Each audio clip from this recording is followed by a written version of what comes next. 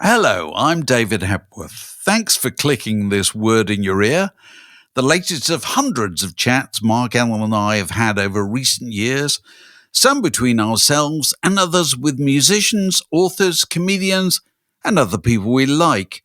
If you'd like to help make sure they continue, you might consider being a Patreon supporter by visiting patreon.com/wordinyourear, or just by liking or subscribing in whatever way you prefer. On with the show.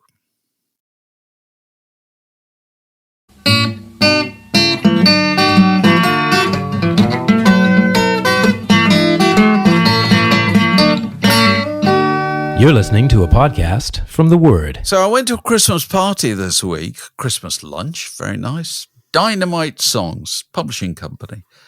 And I was talking to a songwriter who pointed out to me that radio and television nowadays are no longer interested in new Christmas songs. They've pretty much put up a sign outside the radio station saying, no Christmas songs wanted here, you know.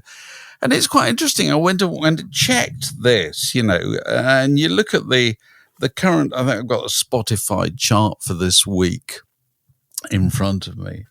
And at number one, you've got obviously Wham's Last Christmas. Of course. How old is that? I know. Came out, what, 84 or something it was, wasn't it? It was the same year as Band-Aid, actually, wasn't it? Same year as Band-Aid, wasn't it? Yeah, because he was so aggrieved absolutely. in the documentary about the fact that he might be kept off number one, which I felt some sympathy for him, actually. But also in that chart, you got Mariah Carey, All I Want for Christmas Is You. You got Rocking Round the Christmas Tree by Brenda Lee, which solves the mystery as to why my granddaughters were so thrilled that I found the old 45 of that. You know, Jingle Bell Rock, Bobby Helms, you know, and the Pogues, obviously, and so forth. You know, so out of the top 10, I think I worked out that only 3 were actually made in the last year. Only 3 records in the top 10 were made in the last year, which is pretty unusual. I would have thought pretty unusual. So your pal's theory is we don't need any more Christmas songs because they've all been written. Well, because radio at this time of year, it used to be there was a demand for Christmas songs. You know, there was a year, imagine this, there was a year before Slade's Merry Christmas Everybody, and then there was a year when it was there. You know what I mean? Yeah. Whereas nowadays, all the Christmas songs people reach for are rooted in the past. And it struck me that Christmas songs as a genre are rather rooted in the past, aren't they? Because if you even go back to White Christmas, Irving Berlin, you know, just like the ones I used to know, you know, the whole idea of Christmas is fundamentally nostalgic. Well, the line, it's beginning to look a lot like Christmas, is a reference to a kind of concept of what Christmas used to be like in the past, isn't it? It's always in the past. It's always in the past. It is. And it's even the case, I think, I've never really studied this, but, you know, Christmas, they say Christmas was invented by Dickens, you know, it was a 19th century invention. But even that is kind of, all those images of coaches being pulled by horses in the snow have always got being driven by sort of 18th century figures. You know what I mean? Oh, no, I think that's true. It's a Victorian invention, isn't it? It was partly to do with Victorian Albert, kind of German Christmas, but it was Christmas Carol, and I think Christmas Carol was 1843. And the interesting thing, I think, is that Dickens was basing that on the whole idea of the frost fairs. And the frost fairs were in 1812, weren't they? About 1811, 1812, 1813, were these incredibly hard frosts where the whole of the Thames froze over and people were barbecuing oxen on the ice and all that kind of stuff. And he grew up as a small boy being told the stories about this particularly cold, wonderful, frosty Christmas in the past. So even Christmas Carol was based on something that had already happened. And also has the idea of Christmas past, Christmas present, Christmas future, doesn't it? You know? Have yourself a merry little Christmas. The line of that is, here we are as in olden days, happy golden days of yore. So we're saying, let's go back to, because I mean, a lot of it's to do with your, awakening a memory of childhood, isn't it? Christmas is about, let's just go back to what we were and what we remember, is try and reenact. It's about being in the bosom of the family, isn't it? Really, for absolutely everybody. And but the idea that they've got sufficient Christmas songs, and I don't know if Magic FM still do it, but they certainly did this a couple of years ago. That they used to, during the month of December, and they could do this nowadays because radio stations are programmed by computer, they just play Christmas songs and nothing but Christmas songs. So you turned it on, and there would be, Phil Spector's Christmas album or Mariah Carey or the Pogues or whatever. And because it was a reminder of just how many Christmas songs there are nowadays. And I suppose everybody, it's an extension of that business. As I keep saying, everybody nowadays has got the same record collection. We all have a head full of old Christmas songs that are 1940s, 50s, 60s, 70s, 80s, 90s, and that'll do. Kind of. That'll do. I was looking at a list of things, most played Christmas songs in shops. It's all Driving Home for Christmas, Santa Baby by Eartha Kitt, Fairy Tale of New York. Fairy Tale of New York's a nostalgic thing too. It's looking back to the past and looking back to Galway, Rocking Around the Christmas Tree, White Christmas, Christmas Song by Nat King Cole. These are things being played in shops now. It's interesting, isn't it? It's absolutely extraordinary, yeah. So, I was very struck by that. Looking at the current top 10, and just realizing how dominated it was by old stuff. But if you look at the new ones, there's a couple of new ones I was looking at. One was a Christmas Tree Farm by Taylor Swift. And it's really interesting because that's just it's and when I'm feeling alone, you remind me of home. It's about me at Christmas. The Kelly Clarkson one, Underneath the Tree, is you're here where you should be. Snow is falling as the carolers sing. It just wasn't the same to be alone on Christmas Day. So they're not about Christmas. They're about the personal predicament of that person at Christmas. We are living through the new pop is being made by, well, I don't know if the me generation, but they're very related to the idea of the me generation. I was looking at, is it Lola Young, whose single was at number 10. And she got from her new album, which she announced in the following terms, Mark. Forgive me if this may shock you. This is not the normal thing you'd expect to get on a press release. I'm really thrilled about my first album or whatever. This goes as follows. Here is my firstborn child. A fuck you to all my exes. It goes on like that. That's nice, isn't it? You think that's nice, isn't lovely. It? So you haven't managed to remain friends with any of them. It's all war, isn't it? It is. No, but it just struck me as it represents a whole trend.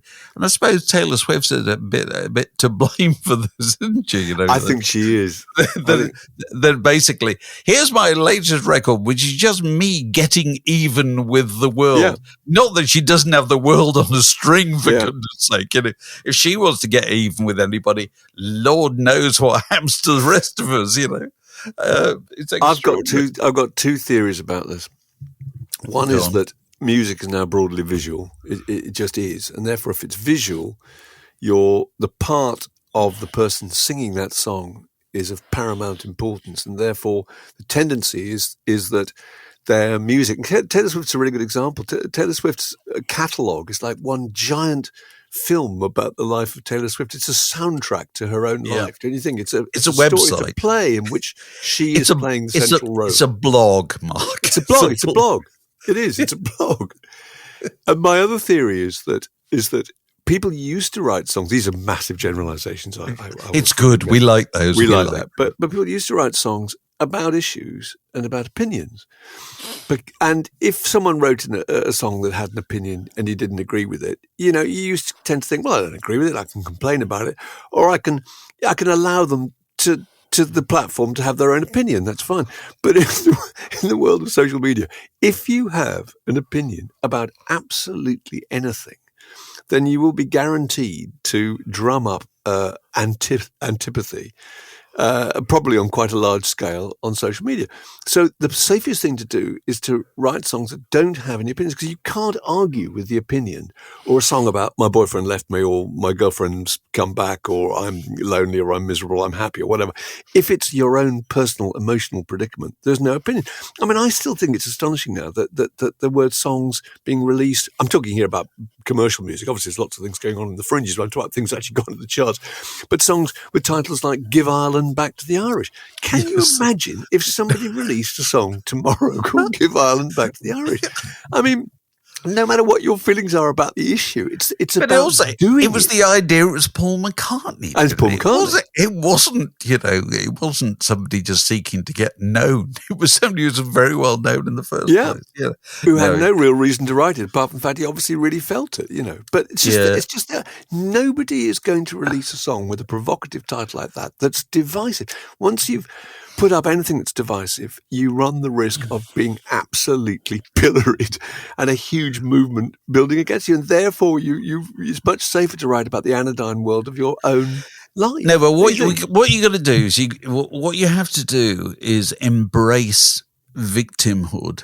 That you have to be the first to depict your life as being a series of dramas in which you've been unfairly victimized, even if you are Taylor Swift. Even if you are clearly absolutely on top of the world in every single respect. You have to have some heartache, because people only identify with victims. They don't identify with victors at all. It's that's I changed. think that's completely true. You and they also identify with people who are flawed, don't they? And are kind of glorious failures they identify with. We always used to have that theory, didn't we, on when we were working on magazines, that there were 3 stages of a career. One was the ascent, and you're really interested in that. And who is Taylor Swift? This is really interesting. Let's find out where she comes from and what she's doing. And then there's the moment at the top when you're almost less interested because you've got absolutely no key into this person's life because it's completely out of your sphere. And then there's the moment when the person declines. And that's interesting again. And then that becomes really interesting and you become really fond of them again. You think, you're back, are you? Oh, you're back. And now you're a little bit more humble, a little bit more contrite and a little bit more eager to please. And I can relate to you because, I'm now relating to your lack of achievements in some ways, and your flaws, and we all have them. Yeah. So going back to Lola Young, she said, "Here's my firstborn child. Fuck you to all my exes." And then she says, "And basically me just trying to figure out some shit openly and honestly on record." I thought that's It's kind of interesting new slant on what a record is. Can't you just do it in your own living room? Figure out some shit. I'm sorry. It's I'm trying to sort out my head, and it's an extension of that. I'm using you as part of this free therapy. Absolutely. I've suffered for my art. Yeah. Now it's your turn. So I don't know whether she'll be back with a third album saying, "My third album is me just coming to terms with what a kind of self-pitying prig I was around about my first album." And now I'd like to apologising. Yes. I did a bad thing. Please let me back in and love me again. Yeah. I know. So that's Christmas.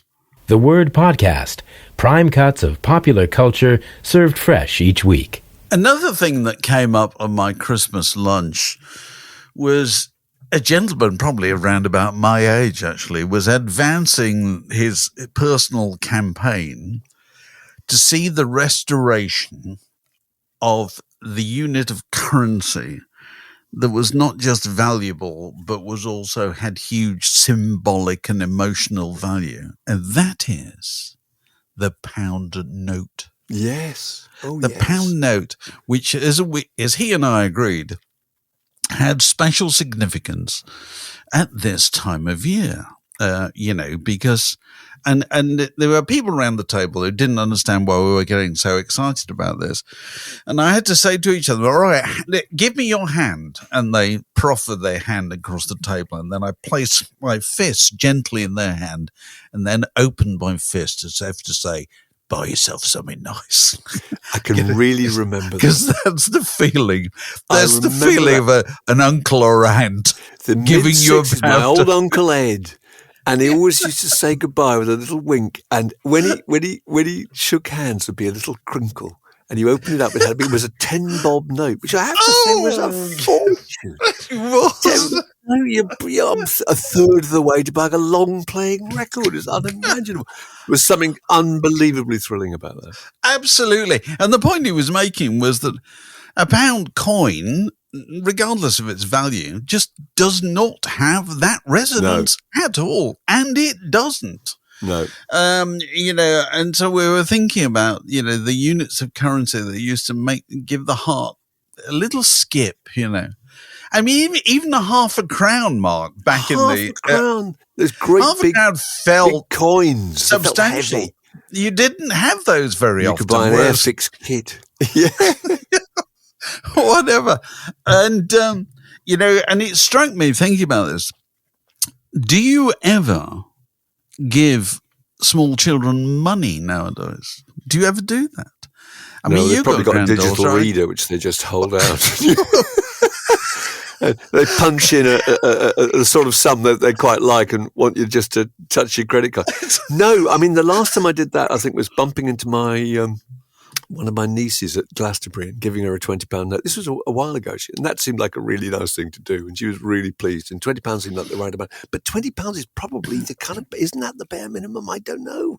Well, you can't give £20 to a 6-year-old, can you? No, you couldn't possibly. No. And you wouldn't. I don't think you do give money to small children. No. I don't think you can.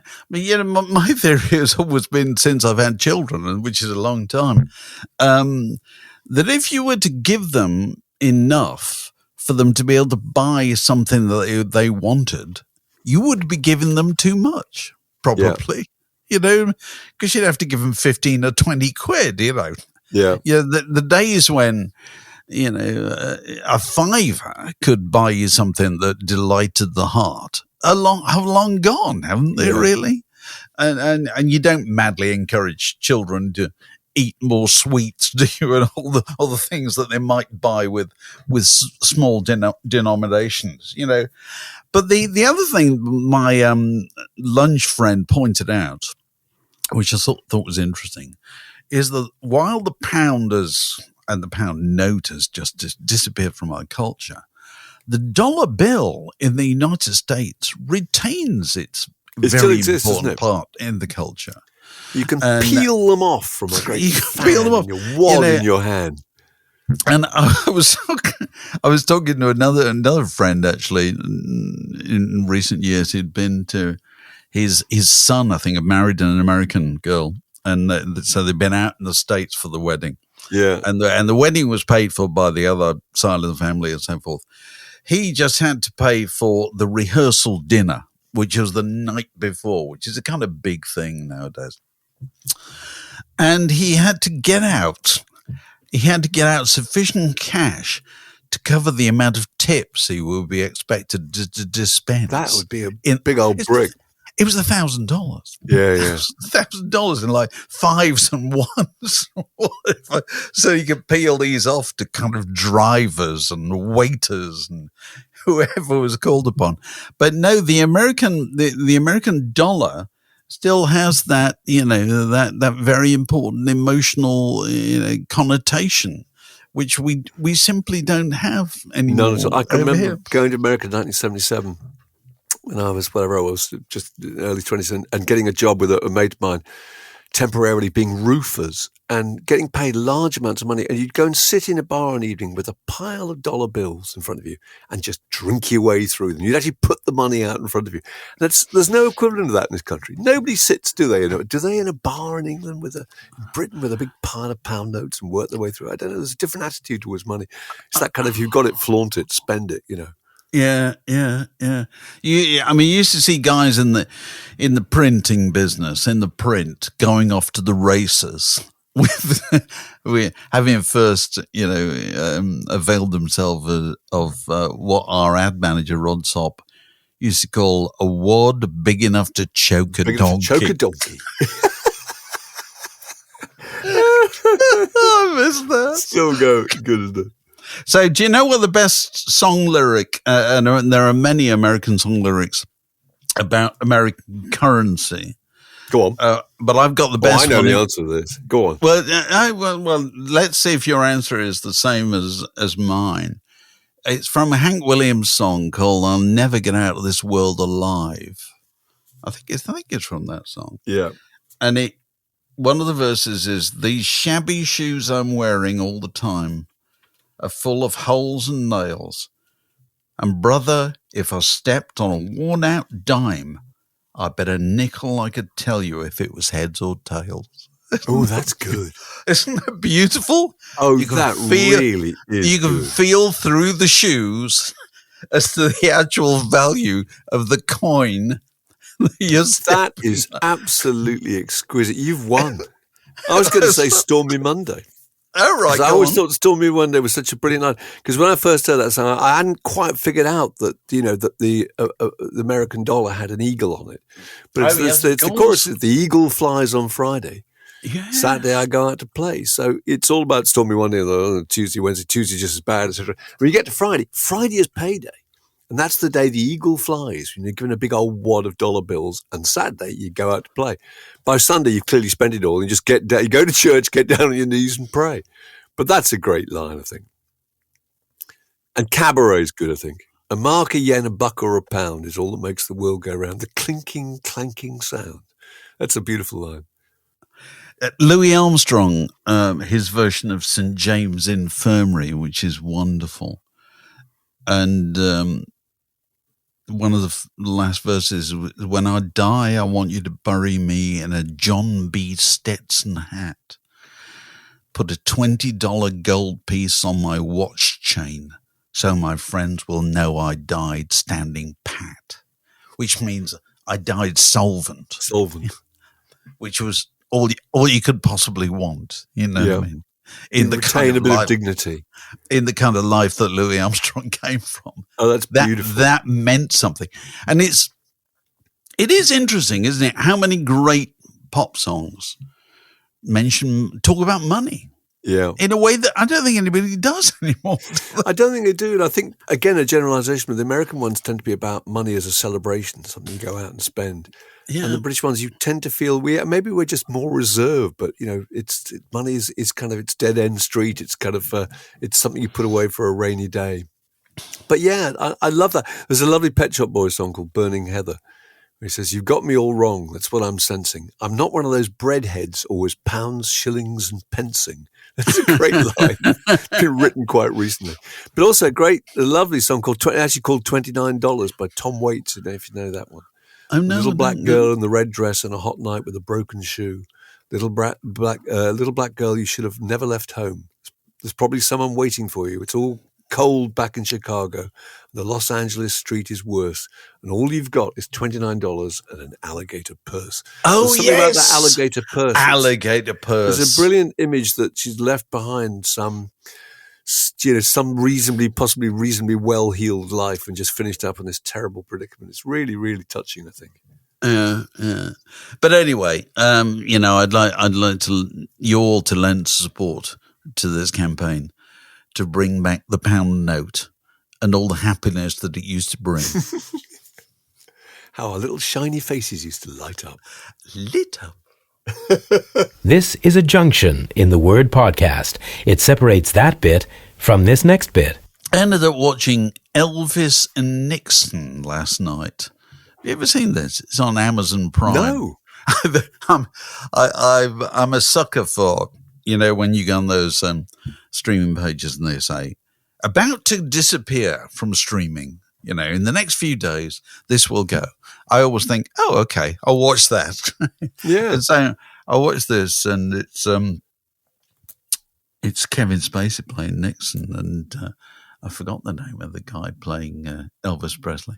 And it's not bad. It's about just to refresh memories in case anybody doesn't remember.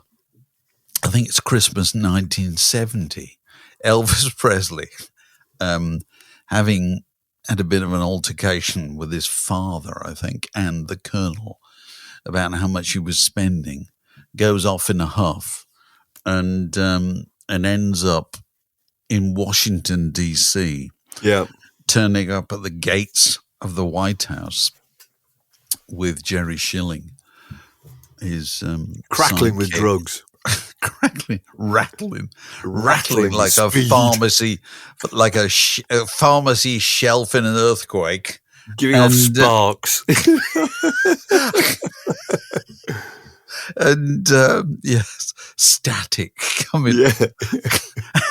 Sorry. And it Hair says standing on end. Gibbering. Anyway, go on. announces that he wishes to see the President of the United States. And amazingly manages so to do. Yeah. And this makes a nice little kind of comic film, really. Yeah. About what happens, and about the kind of the difficulties of making something like that work in the Nixon doesn't really know anything about Elvis Presley and cares even less, but he thinks there might be some benefit to having a photograph taken with Elvis. Elvis has an obsession with Nixon, making him a deputy, a kind of undercover agent on behalf of the government to infiltrate those, lousy commie hippies like the Beatles and the people at Woodstock who were intent on bringing down the United States of America. And of course, being Elvis, what he really wants most is a badge. And it makes quite a good drama in the sense that Elvis is so famous, he has literally no interest in anything other than Elvis. Being in the White House doesn't interest him at all. He doesn't go, well, that's fascinating. Here I am in the Oval Office. He's sidekicks. He's not going to go out and tell people all about it. There's his sidekicks are really excited about being in the White House. He's not really. He's vaguely bored. And all he does is show the Beatles all his gadgets. Do you remember his remote control to change his television, how big his television set is, Yeah. Not remotely interested in asking any questions about them. It makes quite a interesting, engaging little drama. But, and this is the reason I wanted to raise this, you can accept Kevin Spacey as Richard Nixon, but you can't accept anybody as Elvis Presley. You just can't do it. And the guy who plays, is it Christopher Shelley? Is that what I said? Something like that. He plays a part. He's perfectly good, not knocking him at all. But every time the camera gets close to him, you think, that's not Elvis Presley, because you're so used to every crease of the faces of the people that you have that kind of adoring relationship with. But I think that's because biopics cannot be made for people they won't work for people who are really, really familiar with the subject. The only time I've been really convinced by biopics, I did like the Baz Luhrmann Elvis, actually. Yes. And I like the Johnny Cash in, who I think is Joaquin Phoenix, isn't it, in Walk the Line, who I thought was really good. And he does look quite like him and he sings like him and it's okay. But in my case, the only ones where it worked, and I was watching a bit of Bohemian Rhapsody, which was on the telly last night, I just couldn't deal with it at all, the guy being Freddie, because you're so familiar with what Freddie's like, and this is just some kind of pastiche, But the times it worked for me were the two very early Beatles films, which was Backbeat and Nowhere Boy, because I'm not that familiar with what the Beatles would have looked like at that time. Really. No, it was only true. after they became so therefore I can allow a little bit of margin for extension in that one. And the other one was The Coal Miner's Daughter. Remember that coming out? And I just didn't know enough about Loretta Lynn at the time to know whether Sissy Spacek was remotely like her. I just saw it as an interesting story. And that's how I guess people are approaching things like the Timothy Chalamet Dylan movie now. A lot of them is because these are people who are not familiar with Dylan and are being sold an aspect of his story that's been ramped up in some way to make it very, very commercial. So what's the Robbie Williams film that you were telling me about? Robbie Williams, this is the Robbie Williams film, which I've not seen, but it's causing quite a stir, and appears to have astonishingly good reviews. Although when you look at those pages of 5 stars and look underneath, they're not. They tend to be quite. It's Solent Radio, isn't it? It's Magic Milton Keynes. Yeah, Magic Milton Keynes. It's a website in Pennsylvania or whatever. It's clearly doing okay. And I remember thinking when I heard about this, can that really work? And it's a biopic. It's called Better Man, I think, and it's a biopic about the life of Robbie Williams, and it features the part of Robbie Williams is played by a CGI monkey, Dave. A CGI monkey. So it's actually a monkey playing the part. And on the face of it, it does sound a bit ridiculous. But then again, if it's really hard to convince people that the actor playing the part of the person is that person, then you might as well have a monkey. I mean, why not? Because you're then not asking anybody to make that true. That comparison, are you? It's just a monkey being Robbie Williams. And once you accept that Robbie Williams has monkey characteristics about his personality, possibly, I don't know, I've not seen this, it may work. Who knows? But I mean, it's do you think they could extend this? If this works as well as the reviews are suggesting, you could take the same monkey and go and do the Elvis Presley story, go and do the Bob Dylan story or whatever, because it's basically about a different voice. It's about what happens to them rather than them, because they're the whole it's outside them. It's the circumstances. Yes, and so you just have same monkey. You can. I think there's a whole future in this, Mark. That's true. The monkey plays David Bowie, plays Loudon Wainwright. It's good. Absolutely. It's you enjoyed him in the Robbie Williams film. Now come and see him do the David Bowie. It might just work. We should invest. The Word Podcast. Fix yourself a drink, and it's like being in the pub. Right. Well, as regular listeners know, if you're on our upper tier of the birthday tier of our Patreon subscription, then you get to chuck a log on the fire on the occasion of your birthday, and that is the case with Kevin Walsh. Kevin, it's very nice to see you. Joining us from, where are you? The East Coast of America? Princeton, New Jersey. Fantastic. And you have a query about Powerpop. Yeah. So I guess love your guys' opinions. I haunt some of the online forums about Powerpop, and there's constantly arguments about what is Powerpop, what is not Powerpop. All right. Now, so what's your definition of Powerpop? Let's start with that. I'll tell you what. I heard this the other day, and I think it's perfect. I think it's punked up Beatles. All right. It's and some of it is more punked up than others. I mean, to me, the ultimate Powerpop group is probably the Knack. But that's I know Big Star probably falls in there, and I think Pete Townsend is the one who coined the term, if I'm remembering that right. I think he may have first said it. I think there's so many great ones in the late 70s and early 80s. That you could go on for a long time. I think it's 60s pop played by rock bands is part of it, and also it's nostalgic. It only becomes power pop when they're going back and reactivating the 60s. I think the first power pop single was probably No Matter What by Badfinger. I don't know, the first power pop record. Great. Do you think that'd be about right? I think that's about right, yeah. And then after that, you get Big Star and lots of American groups.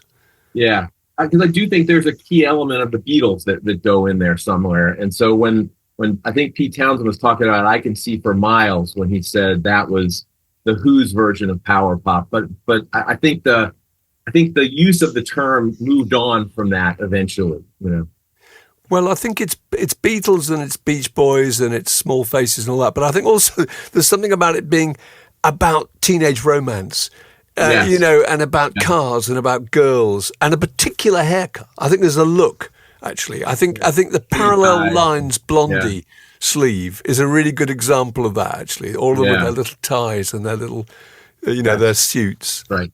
Agree. I was going to say, it's funny you should mention Blondie, because if Blondie hadn't been hugely successful, they would be venerated as masters of power pop. But somehow, because they were enormously successful, they're kind of excluded from this. Yeah. Because there is something about power pop that is kind of doomed to commercial failure. That's part of the romance of power pop. That's the romance of Big Star. That's why Big Star are the cult that can never fade away, because, as Bob Dylan pointed out, there's no success like failure, and they were a disastrous failure in their own time. And then, God knows how many years later, my next door neighbor the other week went to hear I think one member of Big Star and kind of various members of REM or whatever. Yeah. Mike perform. Right. Perform whatever, the first album or the second album, I can't remember, which is just extraordinary. So it's the lack of success, I think, is an enormous part of the secret source of power pop. And also, your point about the looks is so important. This is why I've done one CD on my upcoming more deep 70s compilation, which is just called Skinny Tie Music. Because largely they were people who pushed up the sleeves of their jackets and wore a skinny tie, very often with white and black piano notes on it. That's it. There was a very particular kind of vibe to it, And I think the one that gets the arrows, really good. I tell you the one that gets remembered most, actually, probably on the kind of radio station playlist, is the Jags. Do you remember the Jags? In the back of my head? Because basically what they did was they did Elvis Costello, but made him more poppy. You know what I mean? And I think that's very often why there's a lot of resentment about power pop, because it was always seen as betraying the credibility of punk rock, because it arrived just after punk rock, didn't it? That's right. So it's a kind of reaction to punk rock. But I like it, I find myself playing loads of records that I would describe as power pop, and then Joe Jackson round about that Joe time. Jackson is. Early XTC is, I think. Yeah. Marshall Arrows, Crenshaw. the records. Marshall Crenshaw, yeah. One of my early Squeeze records. I like the brevity of it, I think. I like the fact that they've got to make your statement really quickly. Nothing's more than 2.5 minutes, and it's fast and it's pacey and it's just accelerated. And also, and it tends to be upbeat and it tends to be about romance. And I like that. I quite like that as a formula. Yeah. There are very, very few slow power pop songs, actually. Yeah, there's a kind of jittery quality about them. It's like, let's get on with it. September Girls is going that way, actually. It's a little bit it's a little bit wistful. Probably the ultimate. That's probably the ultimate. I love that record. Yeah. Although they didn't quite have the look. They were still a bit hippie. Yeah. But so many people, the Cars, Tom Petty, I think, Cheap Trick, you could say that they're all part of it, really. Yeah, that's right. And then you move into the 90s and you've got Teenage Fan Club and the Posey. Yes, Teenage Fan Club. Yes, we're actually imitating Big Star. Really, if you sort of look at it, they completely, absolutely. Yeah. My prediction is, I made this prediction to my next door neighbor only the other day. I said, in 50 years' time, when we're all gone, there will still be bands trying to sound like Big Star. They just will be. It's like trad jazz or whatever. People will be doing that forever. Not a huge number of people, but some people. That raises the question. I don't know if you guys have heard the Lemon Twigs. Oh, yeah, I love them. Yeah. I think they're fantastic. Very Beach Boys. I love the Lemon Twigs. Boys. Yeah, very much. And I almost get this. I love them too. When I listen to them, I almost get the sense of, is this more like trad jazz? Is this more like people dressing up like what their parents liked? And, which makes me feel a little weird. Well, they were brought up, those two boys were brought up on Broadway, weren't they? In musicals, I think. Yes. And I think their parents actually were involved in musicals. So their whole life was that kind of Rodgers and Hammerstein world that they then took in the direction of the cars or the yachts or whatever. They're fantastic, I think. Yeah. But no, I think Dave's right. I think it is. Your question, I think, was, is this a kind of legitimate genre? I think completely. I think it's one of the purest forms of rock DNA, and there's always going to be an audience for it. There's always going to be a certain kind of person who loves. That's the whole attraction with Big Star. They were too beautiful for this world. That's the kind thing. of Vincent Van Gogh thing. They're kind of people just didn't understand. That's what people like about them. You know, it's one of the things. You know, because if you're an indie band who set out to sound like Big Star, the worst thing that can ever happen to you is having a hit. Because then you're like Coldplay, you know what I mean? That's why Teenage Fan Club was such a success in their own way, because they didn't really sell that many records. They only sell records to blokes who went to gigs on their own and couldn't really dance. With ill-fitting Levi's and leather jackets and awkward old blokes, you know, and they never really had massive hits, and so they've never ruined it, you know. Yeah. Never ruined it. Yeah. No, Kevin, we love this, and we're so glad you do too. And it's very good to talk to you. And great talking to you guys too. We'll see you next birthday. Yeah, that's right. Thanks for ringing in. This podcast was brought to you by The Word.